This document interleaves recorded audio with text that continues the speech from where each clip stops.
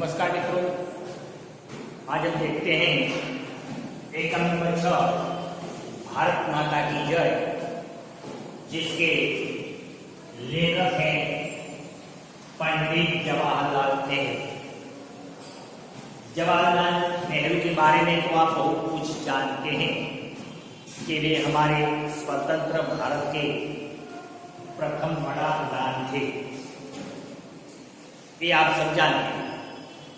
इसके जन्म के बारे में देखा जाए तो इसका जन्म सन 1889 और उसका निधन 1964 में हुआ था।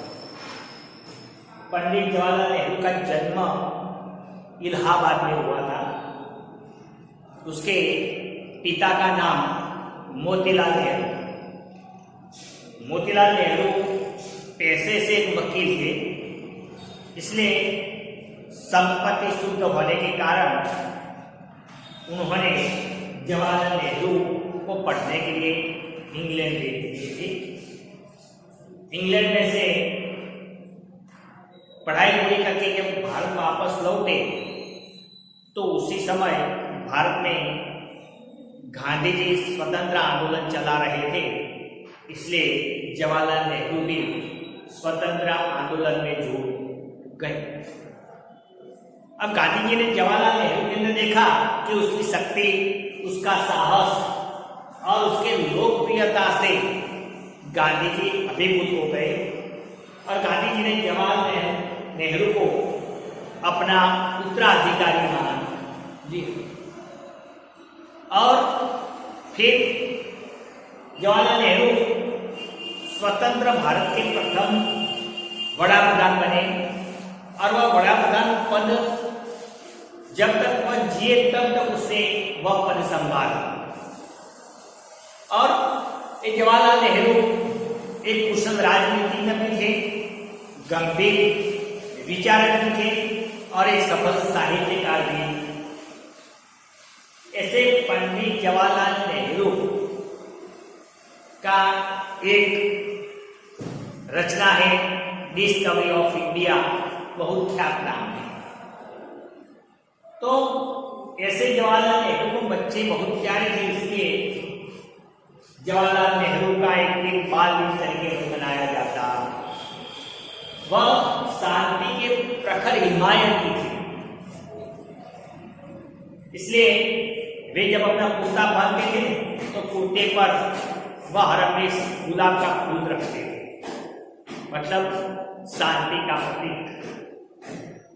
तो ऐसे जवाहरलाल नेहरू ने भारत माता की जय एकम के अंदर बताना चाहा है कि गंवार अनपढ़ लोग भारत माता की जय का नारा तो लगाते हैं, लेकिन असली भारत माता क्या है वह जानते नहीं। तो इस एकम के अंदर पंडित जवाहरलाल नेहरू ने अनपढ़ ग्रामीण लोगों के अंदर जो भारत माता की जय का जो ख्याल नहीं है, वह ख्याल उसने इस एकम के देने का प्रयत्न किया है। तो देखें ऐसे एक सुंदर एकम को आप सब अपनी किताब निकाल कर रखें ताकि आप अच्छी तरह से पढ़ सकें। तो देखें, रात हो गई थी, हम तेजी से रोहतक दिल्ली रोड की ओर बढ़ रहे थे। जवाहरलाल नेहरू अपने कुछ साथी मित्रों के साथ गाड़ी में बैठकर दिल्ली की ओर जा रहे थे। रोहतक जिले के रोड पर वह गाड़ी तेजी से आगे बढ़ रही थी, क्योंकि उसे उस रात की हमें दिल्ली पहुंचकर गाड़ी पकड़नी, क्योंकि उसको तेजी इस बात की थी कि उसको फौरन दिल्ली में पहुंचकर एक गाड़ी पकड़नी है। इसलिए वह बिना रुके तेजी से गाड़ी में सवारी करके रोहतक जिले के रोड पर वह दिल्ली की तरफ आगे बढ़ रहे। नींद मुझे पूरी तरह घेर रही थी। हल्का हल्का पवन चल रहा था और इसके कारण जवाहरलाल नेहरू कहते हैं कि नींद में मैं घेर चुका था। एकाएक हमें रुकना पड़ा। अचानक हमारी गाड़ी रुकी हमें एकाएक रुकना पड़ा, क्योंकि बीच सड़क पर आदमी और औरतों की भीड़ बैठी कि जिस रास्ते से हम आगे बढ़ रहे थे वही रास्ते के बीचों बीच कुछ औरत और कुछ आदमी और औरत एक दूसरे का विरोधी भी है, और आदमी का स्त्रीलिंग भी औरत होता। तो कुछ आदमी और कुछ औरतें टोली बनाकर रास्ते के बीचों बीच बैठे थे। इसके कारण हमें आगे जाना मुश्किल था, हमें गाड़ी रोकनी पड़ी। कुछ के हाथों में मसाले थी, और कुछ लोग थे उसके हाथ में मसाल थी। अब शाम हो गई, अंधेरा हो गया था, इसलिए कुछ के हाथ में मसाल थी। मसाल मतलब एक लकड़ी का डंडा होता है, और उसके ऊपर के भाग कपड़े का चिथड़ा लगाकर उसके ऊपर तेल डालकर उसको जलाया जाता है रात के अंधेरे को दूर करने के लिए। तो ऐसी मसाले थी, वे आगे बढ़कर हमारे पास आए। वे सब लोग वहीं से उठे और हमारी गाड़ी के पास आए, और अब उन्हें संतोष हो गया कि हम कौन हैं। उन लोगों ने हमें देखा, हमें पहचाना। अब उन लोगों को संतोष हुआ, संतोष का विरोधी असंतोष, और उन लोगों को विश्वास भी हुआ कि हम कौन हैं। तब उन्होंने बताया कि दोपहर से वे वहां बैठे बैठे इंतजार कर रहे। उन ग्रामीण लोगों ने जवाहरलाल नेहरू और अन्य सदस्यों से बताया कि हम दोपहर से यहाँ बैठे हैं, हमें पता है कि तुम इस रास्ते से जाने वाले हो, इसलिए हम दोपहर से यहाँ बैठे, हम तुम्हारा रास्ता निहार रहे थे। और इंतजार करते करते करते देखो कितना समय हो। वे सब हुष्ट पुष्ट लगते थे। हुष्ट पुष्ट मतलब तगड़े, खड़तल बांधा के। तो ये सब गंवार लोग कैसे थे? रुष्ट पुष्ट थे। उनमें ज्यादातर छोटे मोटे जमींदार थे। देखिए जमींदार शब्द है,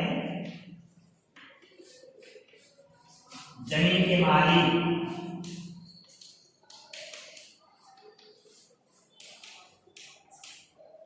जमीन के मालिक। इसके अंदर कुछ लोग तो जमींदार थे, धनवान थे, मतलब जमीन के मालिक भी थे। उनमें से बिना थोड़ी बहुत बातचीत किए आगे बढ़ना मुमकिन नहीं। और इन लोगों के साथ बातचीत करे बिना आगे बढ़ना मुश्किल था। देखिए एक शब्द है मुमकिन, इसका विरोध होता है नामुमकिन। और मुमकिन का क्या होता है? मुमकिन संभाव्य। मुमकिन क्या है? संभाव्य, संभाव्य शक्यता। मुमकिन है संभाव्य या शक्यता। इन लोगों के साथ बातचीत किए बिना आगे बढ़ना मुश्किल था। संभावना ना थी, मुमकिन का विरोध होता है नामुमकिन। हम बाहर आए और रात के धुंधलेपन में हजारों या इससे भी ज्यादा जाट मर्दों और औरतों के बीच बैठ गए। हम गाड़ी से बाहर निकले और एक भीड़ तो बड़ी थी, ये हजारों लोगों की भीड़ थी, स्त्रियां और पुरुष थे। जवाहरलाल नेहरू कहते हैं बिना घबराए उन लोगों की भीड़ में जाकर बीच में बैठ गए। उनमें से एक चिल्लाया। एक झाट लोगों के अंदर से एक व्यक्ति खड़ा हुआ और वह जोर से चिल्लाया, मतलब उसे जोर से नारा लगाया, कौमी नारा। उसने एक नारा लगाया और हजारों दलों ने मिलकर जोश के साथ 3 बार चिल्लाकर कहा वंदे मातरम। कौमी नारा वंदे मातरम। दूसरे लोगों ने सुर में सुर मिलाया और उन्होंने भी जोर की आवाज से बताया भारत माता की जय। और फिर उन्होंने भारत माता की जय के नारे लगा और फिर दूसरे लोगों ने भी भारत माता की जय के नारे लगाए। देखिए भारत माता, तो भारत की माता तत्व समास, एक तत्व समास है। देखिए भारत माता, भारत की माता, तो तत्पुरुष समास है भारत माता की जय। यह सब वंदे मातरम और भारत माता की जय किस लिए? मैंने पूछा। जवाहरलाल नेहरू ने कहा कि तुमने कौमी नारा, वंदे मातरम, भारत माता की जय, ये सब नारे लगाए, तो ये नारे तुमने क्यों लगाए? ये नारे किसके लिए लगाए तुमने? कोई उत्तर नहीं। उन अनपढ़ लोगों में से किसी ने इसका कोई उत्तर दिया नहीं। पहले उन्होंने मुझे घूर कर देखा, तिरछी नजर से देखना अथवा आंख गड़ा कर देखना। घूर कर देखना मतलब आंख गड़ा कर देखना। पहले तो उन लोगों ने मेरी ओर आंख लगा कर देखा, फिर एक दूसरे के मुंह ताकने लगे, और फिर ये लोग थे वे आपस में एक दूसरे के मुंह देखने लगे। दिखाई पड़ता था कि वे मेरे सवाल करने के पीछे परेशान हो उठते थे। मुझे लगता था कि मैंने जो सवाल किया है वह सवाल का जवाब देने में वह असमर्थ है। इसका उत्तर क्या दे, इसकी परेशानी उसके मुख पर झलक रही थी। मैंने सवाल दोहराया। जब सामने से कोई उत्तर नहीं मिला तो नेहरू जी कहते हैं कि मैंने यह सवाल उनसे फिर से पूछा, बोलिए ये नारे लगाने से आपका मतलब क्या है? कि तुम ये सब नारे लगाते तो हो, लेकिन ये नारे लगाने के पीछे तुम्हारा मतलब क्या है, तुम्हारा आशय क्या है? फिर भी कोई जवाब नहीं मिला, फिर भी सामने से कोई उत्तर, सामने से कोई जवाब मिला नहीं। उस जगह के अधिकारी कांग्रेस कार्यकर्ता कुछ खिन्न से हो रहे थे। देखिए खिन्न,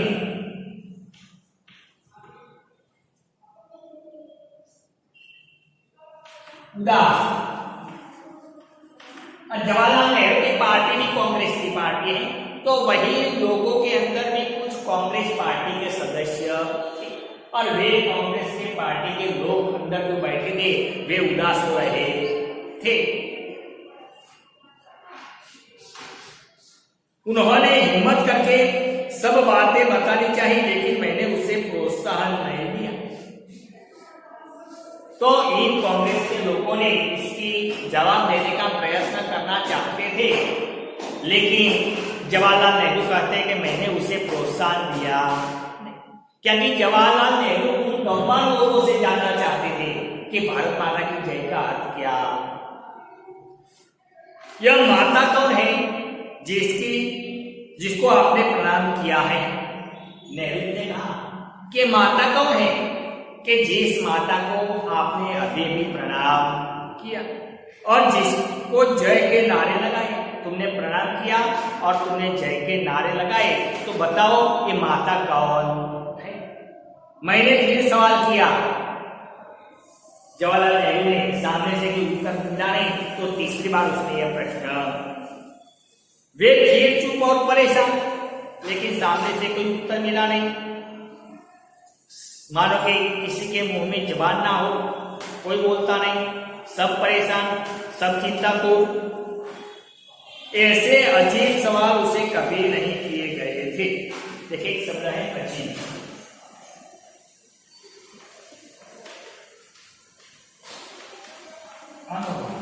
ऐसा अजीब सवाल, ऐसा अनोखा सवाल आज के पहले उन लोगों के सामने कभी आया नहीं था, और आज ऐसा प्रश्न उसके सामने आया तो वह चकित रह गए। सहज भाव से उन्होंने सब बातों को मान लिया था। जब उसने नारे लगाने के लिए कहा जाता था वे नारे लगा देते थे। वे तो अनपढ़ थे, जब कोई जैसा कहे वैसा करते थे। जब कोई नारा बोले तो वह दोहराते थे, कोई नारा बोलने के लिए कहे तो वह नारा बोलते थे। अनपढ़ होने के नाते वह दूसरे जो लोग कहते थे वैसे करते। उन सब बातों को समझने के लिए उन्हें कभी कोशिश नहीं, लेकिन इन बातों को समझने के लिए उन लोगों ने कभी कोशिश की नहीं, कभी उसने प्रयत्न किया नहीं। कांग्रेसी कार्यकर्ताओं ने नारे लगाने के लिए कहा, तब वे उज्र कैसे कर सकते हैं? कांग्रेसी लोग, जो कांग्रेसी सदस्य सभ्य थे, वे नारे लगाने के लिए कहे। देखिए एक शब्द है उज्र, विरोध। कांग्रेसी नेता उसे के लोग इसका अपोजिशन नहीं करते थे, विरोध कर सकते नहीं, क्योंकि ये कांग्रेस पार्टी के सदस्य लोग कहते हैं, इसे विरोध करने की हिम्मत गंवार लोगों के अंदर नहीं। वे तो खूब जोर से पूरी ताकत से नारे लगाते और चिल्लाते थे। वे लोग तो पूरे जोर से, पूरी ताकत से, पूरी लगन से नारे लगाते थे और चिल्लाते थे। बस नारा अच्छा होना चाहिए, उसका एक ही मकसद कि हमारी आवाज दूर दूर तक जानी चाहिए और हमारा नारा अच्छा होना चाहिए। उससे उन्हें खुशी होती थी, शायद इससे उनके प्रतिद्वंदियों को कुछ डर भी होता। प्रतिद्वंदी ने विरोध, उनके नारे बोलने में उसको खुशी भी होती थी और वे ऐसा मानता था कि दूसरी पार्टी के लोग, विरोधी लोग हमारा ये नारा सुनकर उनको जो ईर्ष्या होती है, यह सब सोच समझकर ये गंवार लोग खुश होते। देखिए, अब भी मैंने सवाल करना बंद नहीं किया। लेखक कहते हैं कि अभी तक, जवाहरलाल नेहरू कहते हैं कि जब तक मुझे यह प्रश्न का उत्तर मिला नहीं, तब तक मैंने यह प्रश्न छोड़ा। बेहद हिम्मत करके एक आदमी ने कहा, एक आदमी था, उसने पूरी हिम्मत इकट्ठी की और हिम्मत करके सबके बीच में से उठा और बोला कि माता का मतलब धरती से है, कि हम जो माता कहते हैं वह माता का अर्थ हमारे लिए क्या है, धरती है। उस बेचारे किसान का दिमाग धरती की ओर गया, उस किसान का मन चित मानो धरती की ओर गया। इसलिए उसने कहा कि हम जो जय बोलते हैं वह धरती माता की जय बोलते हैं। जो उसकी सच्ची माँ है वह हमारी माँ है, सच्ची माँ है। जिस प्रकार माता जन्म देती है उसी प्रकार धरती माता हमारा पालन पोषण करती है। तो इसी प्रकार वह हमारी सच्ची माँ है, भला करने और भला चाहने वाली है। वह हमारा भला भी करती है और हमारा भला भी चाहती है। तो इसी प्रकार एक व्यक्ति ने खड़े होकर कहा कि जो भारत माता की जय बोलते हैं वह हमारे लिए धरती माता की जय। उन्होंने लोगों को बताया कि महादेश हिंदुस्तान उन सबके लिए भारत माता है और उसमें रहने वाले बच्चे हैं। तब गांधी जी ने बताया, क्या बताया? अरे जवाहरलाल नेहरू ने बताया कि महादेश हिंदुस्तान उन सबके लिए भारत माता है, कि हमारा देश महान है, हमारा देश हिंदुस्तान, हमारा देश भारत है, वह भारत वही हमारे सबकी माता। नेहरू जी ने उन लोगों को बताया कि वे जो जय बोल रहे हैं वह उस कल्पित स्त्री की नहीं है। जवाहरलाल नेहरू ने बताया लोगों से कि तुम जो जय बोलते हो वह एक कल्पित स्त्री की जय नहीं है, जो हमारे कैलेंडर पर, हमारे पुस्तकों पर या कई दीवारों पर हम भारत माता का चित्र खींचते हैं। वह तो लाचार भारत माता है। हमारा देश जब आजाद नहीं हुआ था, स्वतंत्र था, तब हमारा देश लाचार था, लेकिन आज हमारा देश स्वतंत्र है। इसलिए आज हम जो जय बोलते हैं वह ऐसी भारत माता या बेबस नारी की जय बोलते नहीं। वे यह जय उन सभी लोगों की बोलते हैं कि हम उन लोगों की जय बोलते हैं जो ये सभी लोग भारत देश में निवास करते हैं, जो भारत में रहते हैं, जो इस देश के गांवों और नगरों में चप्पे चप्पे में रहते हैं। ये हमारे देश में रहने वाले, शहर में रहने वाले, गांव में रहने वाले, नगर में रहने वाले और बड़े बड़े महल या झोपड़पट्टी में रहने वाले जो सारे लोग हैं, उन सारे लोगों की हम जय बोलते हैं। नेहरू जी ने इसका अर्थ बताते हुए उन्होंने लोगों को समझाया कि भारत माँ के सभी बच्चे आपस में भाई भाई हैं। नेहरू जी ने बताया कि भारत में रहने वाले सभी लोग आपस में भाई भाई है, चाहे हिंदू हो, मुस्लिम हो, सिख हो, ईसाई हो, पारसी हो, चाहे कोई भी धर्म का व्यक्ति हो, लेकिन आपस में सब लोग मिलकर रहते हैं, क्योंकि आपस में सब भाई भाई। उनमें आप और आपके भाई सब हैं। इसमें मैं भी आ गया, तुम भी आ गए, ये सारे लोग भी आ गए, तुम्हारा परिवार भी आ गया, हम सब भाई भाई। नेहरू जी ने उन्हें बताया कि कि जब वे भारत माता की जय बोलते हैं तो खुद अपने और हिंदुस्तान भर के अपने सभी भाई बहनों की जय बोलते हैं। जवाहरलाल नेहरू लोगों को बताया कि हम जब भारत माता की जय बोलते हैं तो हम ऐसी बेबस लाचार नारी की जय नहीं बोलते, लेकिन भारत देश में रहने वाले सभी लोगों, जो सभी भाई बहन हैं, सभी धर्म के लोग हैं, उन सभी लोगों की हम जय बोलते। अर्थात भारत माता, भारत में रहने वाले लोग। तो भारत माता कौन है? तो भारत माता भारत देश में रहने वाले सभी लोग हैं। फिर चाहे कोई भी धर्म का हो, कोई भी जाति का हो, कोई ऊंच नहीं, कोई नीच नहीं, कोई छूत नहीं, कोई अच्छी नहीं, सब समान। इस देश में रहने वाले सभी लोग भारतीय हैं और ये भारतीय वही हमारी भारत माता। यह ज्ञान रोहतक जिले के जाट किसानों के लिए विचित्र था। रोहतक जिले के जाट लोगों के अंदर तो यह ज्ञान नहीं था, ये तो ज्ञान उसे पहले मिला। वे तो यूं ही नारे लगाते थे, लेकिन सच्चा अर्थ जवाहरलाल नेहरू ने उसे बताया। उन्हें इस बात की जानकारी हुई कि जो नारे वे इतने दिनों से लगाते आ रहे हैं वही उन्हीं के लिए।